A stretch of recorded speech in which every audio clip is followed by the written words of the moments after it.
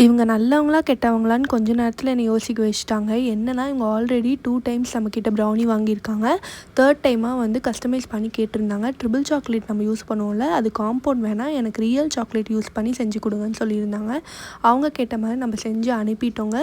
2 நாள் கொஞ்சம் டிலேவாக போயிடுச்சு. அவங்க வந்து என்னன்னாங்கன்னா, ரொம்ப ஃபஜ்ஜியாக இருந்துச்சு, பட் டேஸ்ட் குட் அப்படி சொல்லி மெசேஜ் போட்டிருந்தாங்க. அதுக்கப்புறம் என்ன ஆச்சுன்னா, ரொம்ப கேவலமாக இருந்துச்சு ப்ரௌனி, நான் உங்களுக்கு திருப்பி அனுப்புகிறேன், நீங்களே சாப்பிட்டுக்கோங்க அப்படின்னு சொன்னாங்க. என்னாச்சு சொல்லுங்க அப்படின்னா, ரியல் சாக்லேட் யூஸ் பண்ணனால கொஞ்சம் ஃபஜ்ஜியாக வந்திருக்கு சிஸ்டர், வேறு எதுவுமே இல்லை அப்படி சொன்னேன். ஆல்ரெடி நம்மக்கிட்ட 2 டைம்ஸ் வாங்கியிருக்கீங்களா, நம்ம டேஸ்ட் பற்றி தெரியும்ல உங்களுக்கு அப்படின்லாம் சொன்னேன். பட் அவங்க ரொம்ப வியர்டாக பேச ஆரம்பிச்சிட்டாங்க. நான் சுவிட்சர்லாண்டுக்கே போய் ரியல் சாக்லேட்லாம் சாப்பிட்ருக்கேன், சாக்லேட் பற்றி என்கிட்ட பேசுகிறீங்களா அப்படின்னு சொன்னாங்க. நடுவில் சில வார்த்தைகள்லாம் விட்டாங்க, பட் அதெல்லாம் நான் ஷேர் பண்ண விரும்பலைங்க. பட் டேஸ்ட் குட்டுன்னு சொல்லிட்டு இப்படி ஏன் சிஸ்டர் இப்படிலாம் பேசுகிறீங்க அப்படின்னு சொன்னதுக்கு, அது என்னோடய குழந்தை சாப்பிட்டாங்க, 7 வயசு குழந்தைக்கு டேஸ்ட் தெரியுமா, நான் இப்போ வந்து சாப்பிட்டோன்னே தான் டேஸ்ட் பண்ணி பார்த்தா ரொம்ப கேவலமாக இருந்துச்சுன்னு சொல்லியிருந்தாங்க. சரி சிஸ்டர், என்ன மிஸ்டேக்குன்னு தெரில, நீங்கள் தானே கஸ்டமைஸ் பண்ணி கேட்டிருந்தீங்க, ஸோ அதனால் ஃபஜ்ஜியாக இருக்குது, பட் நல்லா தானே இருந்திருக்கும் அப்படின்னு சொன்னது அவங்க ஒத்துக்கவே இல்லைங்க கடைசி வரைக்கும். சரி இப்போ என்ன தான் பண்ணுறதுன்னா, என்னோட அமௌண்ட்டை வந்து ரீஃபண்ட் பண்ணுங்கள், இல்லை வேறு ப்ரௌனி செஞ்சு கொடுங்க அப்படின்னு சொன்னாங்க. சரி ஓகே, நான் ஆஃப் த அமௌண்ட் வந்து ரிட்டர்ன் பண்ணுறேன்னு சொன்னேன். பட் அதுக்கெலாம் அவங்க கேட்கவே இல்லைங்க. எனக்கு ஃபுல் அமௌண்ட் கொடுங்க ரொம்ப கால் பண்ணி ரொம்ப பேசிகிட்டே இருந்தாங்க.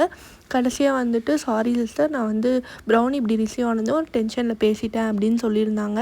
அப்புறம் நான் அமௌண்ட்டும் ரீஃபண்ட் பண்ணிட்டேங்க. மறுபடியும் கால் பண்ணி வந்துட்டு, எனக்கு அமௌண்ட்லாம் வேணாம், உங்களுக்கு சாக்லேட்லாம் செலவாயிருக்கும்ல, நீங்கள் அதுக்கு பார்த்துக்கோங்க வச்சுக்கோங்கன்னு சொல்லியிருந்தாங்க. இல்லைங்க, உங்கள் காசு எனக்கு வேணாம், மறுபடியும் என்கிட்ட தயவு செஞ்சு ப்ரௌனி ஆர்டர் பண்ணாதீங்க, எனக்கு இந்த மாதிரி கஸ்டமர்ஸ்லாம் வேணாம். இல்லை சிஸ்டர், ரொம்ப சாரி நான் இந்த மாதிரிலாம் பேசினதுக்கு அப்படின்னு சொல்லிட்டு, எனக்கு உங்கள் ப்ரௌனி தான் வேணும், நீங்கள் தான் செஞ்சு தர ப்ரௌனி தான் எனக்கு வேணும், தயவு செஞ்சு இந்த மாதிரிலாம் சொல்லாதீங்க அப்படின்னாங்க.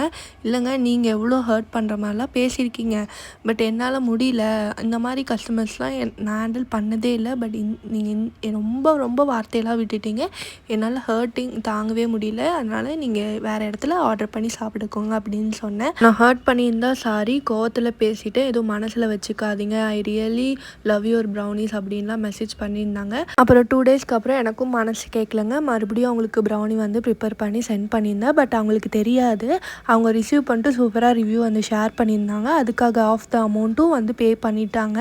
நான் வேணாம் தான் சொன்னேன், கண்டிப்பாக நீங்கள் வச்சுக்கணும், மறுபடியும் எனக்கு சென்ட் பண்ணாதீங்க, நீங்கள் வச்சுக்கோங்க அப்படின்னு சொல்லியிருந்தாங்க. கடைசியில் இவங்க நல்லவங்களா கெட்டவங்களான்னு எனக்கு யோசிக்க வச்சுட்டாங்க.